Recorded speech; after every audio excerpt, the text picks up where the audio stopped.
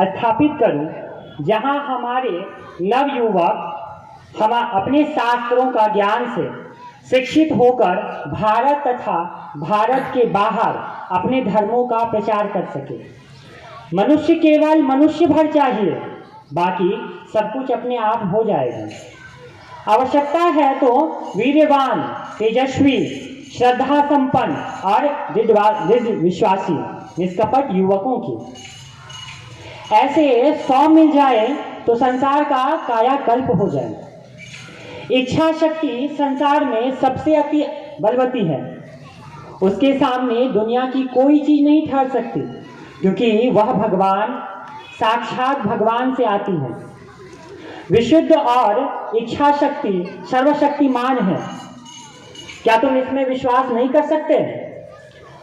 सबके समक्ष अपने महान सत्यों का प्रचार करो। संसार इसकी प्रतीक्षा कर रही है।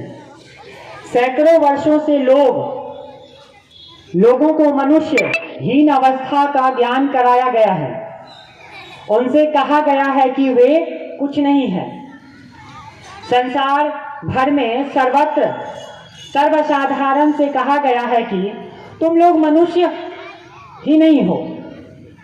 सैकड़ों वर्ष से इस प्रकार से डराए जाने के कारण वे बेचारे सचमुच करीब पशुत्व को प्राप्त हुए। उन्हें कभी आत्म तत्व के विषय में सुनने का मौका ही नहीं दिया गया।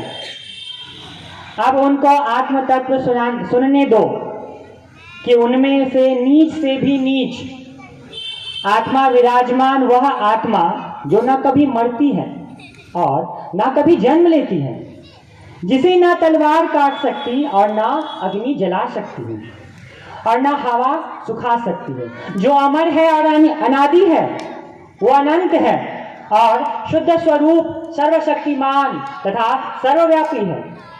एक श्लोक है, नैनम छिंदन्ति शस्त्राणि नैनम दहति पावकम् न चैनम कल्लेदि अंतापो न शोष्यति मारुतः।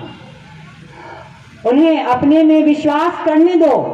आखिर अंग्रेजों में और तुम में किस लिए इतना अंतर है? उन्हें अपने धर्म, अपने कर्तव्य आदि के विषय में कहने दो।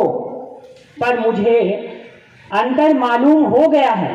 अंतर यही है कि अंग्रेज अपने ऊपर विश्वास करता है और तुम नहीं करते। जब वह सोचता है कि मैं अंग्रेज हूं, तो वह उस विश्वास को और तथा उस विश्वास के बल पर जो चाहता है वही कर सकता है।